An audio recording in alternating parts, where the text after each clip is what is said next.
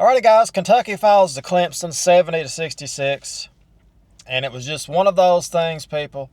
Kentucky's first true road game of the year, we fell. Now, again, it was a game that, a lot of people overlook the game, but really, how can you overlook a game when you're going against, a team that went to the Elite Eight last year? And what I'm trying to figure out is, if Clemson is so good and all this, those announcers were sucking up big time to Clemson. It's every Kentucky game, I know. But that Sheffley guy, that's all I could hear was Sheffley in the first half. And who else? Who else was they talking about? It was Sheffley. That wasn't Wiggins. It was, Lincoln. We heard that name a lot. But we just saw a lot of the announcing bias that we usually see in Kentucky. It's still there. It's still strong. Again, I don't know how many players Clemson has back from last year's Elite Eight team and all that, but I'm wondering, they're 6-0 at home. They're 8-1 overall. How come they wasn't ranked before we played them? That's what I was trying to figure out. I was like, what's up with that? But the announcers made it sound like, they're going to win the championship. That's how hard they was riding that Clemson. They was riding it hard. And Kentucky, we just lost. We didn't get blown out. We just could not make our three-pointers. That was basically the story of the game. If we look at the overview here, it is what it is. It's disappointing. I think we didn't even make, 20-some% of our three-pointers. We struggled. We really struggled. And let's look at the team stats right quick. We made 32%. No, we made 25% of our three-pointers. 7 for 27. 38% from the field. They made one more free throw. They shot one more free throw, but they made 3 more than we made. They made 14 of 19. We made 11 of 18. So you leave points. You leave a few points here and there, every category, and it adds up at the end. But Kentucky has to move on from this game because not all is lost. We saw a lot of ranked teams get beat. We saw Kansas get beat. Auburn got beat. We're sitting here ranked number 4, getting ready to play number 7 Gonzaga now. Another road game for us, but it's at a neutral place. So we'll see. To me, when the season started, everybody was like, if this team can just make the tournament, and if they can just win one game in the tournament, maybe make the tournament, whatever, just have a decent season, people would have been happy with it. And, of course, then Kentucky beat Duke, and then we got ranked into top 5 now. We're a top 5 team as of now. And expectations changed just like that. Well, this team can beat anybody. Look how they're playing. So now the expectations have changed. And is it realistic? Can this team compete for a national title? That's what you have to really ask yourself and wonder. We're going to learn a lot more about this team because let's be honest now. Duke beat Kansas, okay? Now let's imagine this. Kentucky beats Gonzaga.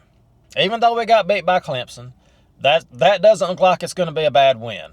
It's going to be because Clemson will be ranked next week unless they fall this weekend or something. But Clemson, if they're for real, let's say Clemson keeps winning, they're for real, they get ranked in the top 15, top 10, whatever later on. Let's just imagine Clemson is for real. We beat Gonzaga, and we already beat Duke, who just beat Kansas. If we beat Gonzaga this week, that would be 2 wins against top 10 teams. So it's not, even though that was a bad loss to Clemson, you can understand it. The atmosphere was amazing. The kids came to play hard, and you can just understand that loss. You can take that loss. If Clemson continues their trajectory that we're seeing they're doing right now, if they keep playing good and all this and get ranked and all this, it's really not that bad of a loss for Kentucky. The Clemson loss isn't. And even if, Clemson goes and they just fall apart here the rest of the way, if we can beat Gonzaga Saturday, That's going to be 2 wins against 2 top 10 teams. So, got to look at it from that point of view. I expect Kentucky to bounce back this game, and I expect them to win. That's my mentality as a Kentucky fan. I expect us to win this game against Gonzaga. And that's going to be, if we do that, that'll be 2 wins, like I said, against top 10 teams. So, I mean, that's going to be huge. And that'll stop Kentucky from falling out of the top 10 in the rankings, I would say. If we lose to Gonzaga, we're probably going to fall 15, 16, probably something like that. We'll fall out of the top 10, maybe top 15. So, to me, this is a must-win game.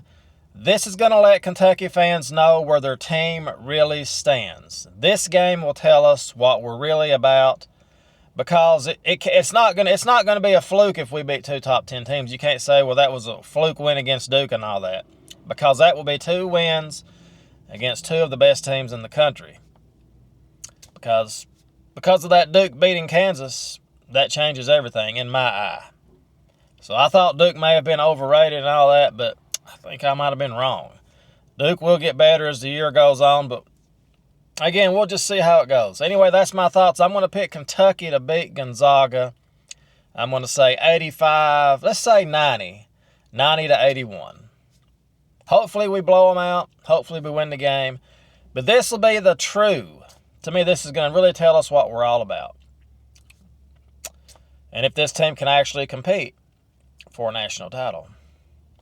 So we'll see. A Final Four, Elite 8, whatever you want to say. Something like that. But, we got to get better 3-point shooting. The 3-point shooting's been struggling.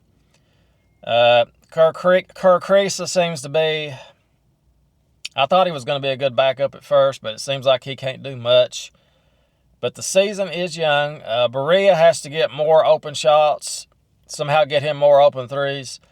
But looks like we're going to have that team that lives and dies by the 3, which is a lot of teams now anyway. It's not just Kentucky. But I think we showed, even though we couldn't make the threes in the Clemson game, it still showed that we can hang on.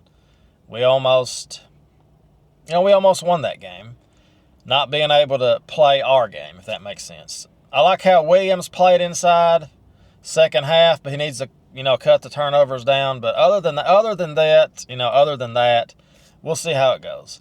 But I'm looking forward to this game Saturday night. We're going to see what we're really about. So as always, guys, thank you so much for watching. Give this video a thumbs up. And as always, destiny is all. Go Big Blue. Love one another. Toodles.